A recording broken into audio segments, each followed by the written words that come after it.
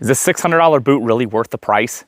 These are the Caiman Belly Durango boots, and these are really nice boots. I've been wearing these for the last 3 to 4 months a bunch, and I want to give you guys a video, my thoughts, and my opinion on these boots after that time that I've wore them to help you decide, is this a good boot to get and worth the price, or maybe you should look into something a little bit cheaper. So these are the PRCA collection boot from Durango, and when you say Caiman Belly, you just know the price is going to be up. These are $665. And what you're getting for that is a handcrafted boot with premium leather and all the nice features that come with that. So here's a look at the description of what the boot's made of and how it's made. And that's really just a list of fancy words to let you know that this is a really, really nice handcrafted boot. So I have 2 pairs of these boots. I have these are a 10.5, and then I have the ones I'm wearing currently, and these are a 10. And I broke these in the best way I know how. I went out to a ranch in Idaho, and we were filming a commercial for Henry Firearms, and I was able to wear those that whole week and really break these things in. At first, the break-in period was a little bit rough just because these boots can be uncomfortable right at first. And that's not really anything different from any other boot that you're going to wear when you put it on to start with. You should probably slowly increment yourself into breaking them in. I kind of just dove right in at first into the pool with it, but the break-in process took about 2 days, and after that they have been significantly more comfortable to wear around throughout the day and doing different projects. Now, size-wise, I'm going to discuss that because I have 2 different sizes. We're going to talk about that, but real quick, let's go over my relationship with Durango. They did send me both of these boots. I did not spend my own money on it. I always want to make sure to open with transparency. That way you guys know my relationship with a brand or a company. So the first thing I want to talk about is the craftsmanship of this. That's really going to be the reason a lot of you are going to look at this, because it's handcrafted, it's Caiman Belly, it's something that stands out, something that you can wear as a dress boot, or if you just want to stand out in a crowd, this is a boot you're going to want to go with. And the craftsmanship is really nice. You have the Caiman Belly on the foot of the boot, then up the sides you have nice hand-stitched design, and then you have some more Caiman Belly here in the actual pull tabs, which I think is a nice touch. I think it looks nice, and it just adds a little bit more. Most people aren't going to see that because you'll most likely put your jeans over it, but for those of you that wear your jeans on the inside, it's a style. Some people like it. You can rock it that way as well, and it does look nice seeing that Caiman leather on the inside of that. Looking over all the stitches, they look nice. Nothing is fraying, nothing's coming undone. That will be something I'll be able to continue to review and let you guys know later down the road as I continue to wear these more. But after the 3 to 4 months I've had them, I'm not noticing anything on either of the boots. I've got a lot more miles on these ones, as you can tell from the soles. They're a little bit more worn in. I've worn these the majority of the time, and then these ones I'm keeping a little bit more clean, a little bit more of a dress boot to wear with my suit. But so far, the quality looks very, very nice. Now, for those of you that are looking for the tread and wanting to know how that is, this is a slick bottom sole. So this is not going to be like a really tready boot with a ton of grip. And that is something that I want to make sure to make clear with everybody. This is more of that classic look, more for horseback riding or dancing. A lot of guys like these just because they're slick, they're easy to pivot with, and be able to get in with the horse buckle thing. I can't remember what they're called. I'm not gonna pretend like I ride horses. I don't have horses here, but it's a little bit easier to put in your boot to where your feet go when you're riding a horse. But if you're somebody that's looking for something that has a lot of tread, maybe you're doing a lot of yard work, or you want something to go out in the woods with, that is just something to consider. This might not be the best option for that. Now, me personally, when I got these boots at first, I was like, you know what? These are so nice. I'm terrified to wear them. I'm not gonna wear them a ton. But then I thought to myself, I'm like, you know what? These boots are so nice, they deserve to be worn. So I was like, okay, I'm gonna wear them a ton. And that's what I did with the ones I'm wearing right now. They're obviously a lot more worn. They don't look as pretty and shiny as nice, but I'm okay with that because it's a beautiful boot. It was handmade, and I think it deserves to be worn in that way. Now, going along with the tread, I'm not saying that these have no tread and they're not usable. I wore them a ton out there when we were filming, and I didn't have an issue wherever I was going. It's just something I want to make sure to mention. The tread, it could be something that would be shocking for somebody that gets it and then gets the boots like, oh my goodness, these are like slicks.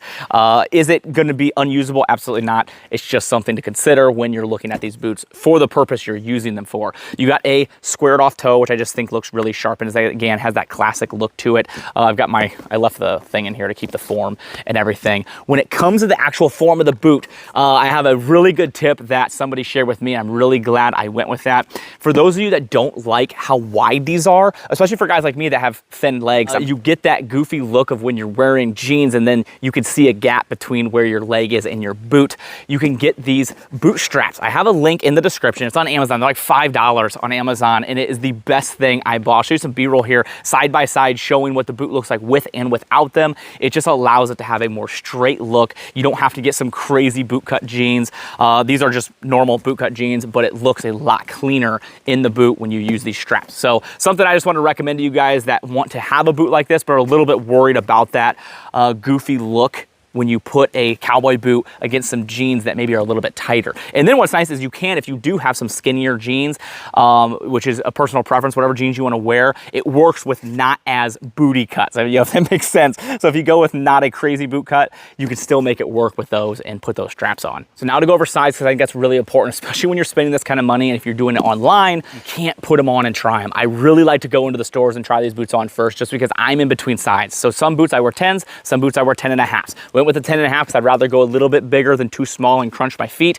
The 10.5 was just a little bit too big for my foot, so I went down to the 10s, and I'm a lot happier with the 10s. The 10s fit absolutely perfectly. So if you're in between sizes, I would go with that lower size, because the 10.5 was a little bit bigger than I wanted, and I felt like my foot was just floating a little bit, and it's just not the style I wanted, because I want to actually use these. I want to wear them. I want to be able to go down a hill and not feel like I'm sliding in my boot. So I went that 10s. I'm a lot more comfortable with that. So I'm hoping that information helps those of you that maybe are kind of floating between 1.5 size, so you can get the appropriate size that you need. So these have a dually shank system, and that helps with your midfoot support. And support-wise, I feel very comfortable in these. I don't feel like my foot is loose in them, especially with these straps. It just helps that boot feel a lot more connected to your foot. That's one thing I know a lot of people complain about when it comes to a slip-on boot, is it doesn't feel tight. It isn't secure, and you maybe feel a little loose in it. I don't feel that with the 10s, the ones I have here that fit a lot better in my foot. And I think a lot of that is because they do feel a little more comfortable and tight around there. It's not tight in the sense that it's uncomfortable, but it feels like it's nice and snug around that midsection of my foot, to where it could feel like it's a little sloppy,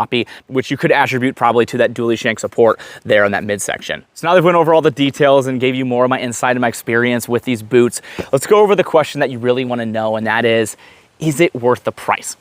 If you are somebody that has a decent amount of money to spend, and you want a boot that's going to last you a really long time, stand out, look really good, and have great quality, then yes, I do think this is absolutely worth that price if you're comfortable with spending that much. Now, obviously, if you look at this boot and you immediately like $600, nope, absolutely not. This boot just isn't for you. And there's a lot of other boots out there on the market. Durango has a lot of other great boots as well, that you guys can choose from that might be more in your price range and maybe more for what you're looking for. Maybe later you can upgrade to this after you've tried different boots and you're like, okay, now I'm ready to upgrade to this. But I think if you are looking for a really high quality boot with that cool Caiman leather, they also have some other styles as well, some different skins that really stand out, then I definitely think this boot is worth it in that sense if you're okay with that number. Now, for those of you that are just like, I just want a nice work boot, I want something that looks nice, that looks really stylish, but I just don't have that money, then no, I would not spend $665. That is a ton of money for a boot, especially for those of you that are the same sense that I was originally, where it's like, that's too much money, I'm never gonna wear it, and you just sit it in your shelf.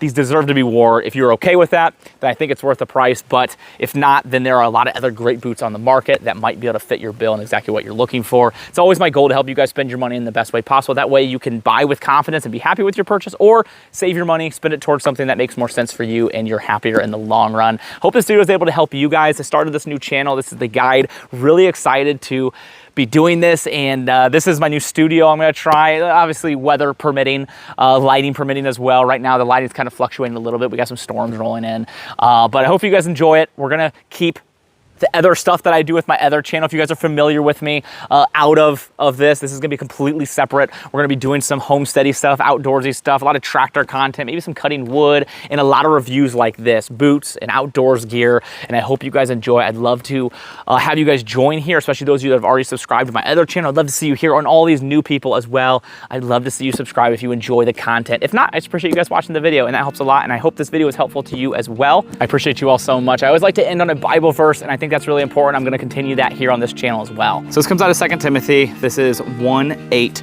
Therefore, do not be ashamed of the testimony about our Lord, nor of me, his prisoner, but share in suffering for the gospel by the power of God. And now this is Paul talking about Timothy and not wanting him to be ashamed in the name of Christ because he was afraid of potential prosecution. And that's something really important that we're called to do, is share the word, share the message, and not be afraid of that prosecution or what people will think of us or people will say about us. And that is why, big reason why I share here on my channel. I think it's really important. I think it's really good for those of you that might be curious, or maybe I've been thinking about it, or maybe somebody that hasn't ever thought about it. It's good to be able to hear that word. And if you ever have any questions or any concerns or need help or finding some resources, I'd love to help you. Please reach out to me and I'll get you in the right direction if I can. Appreciate you all so much. Thank you. And I'll see you guys next time.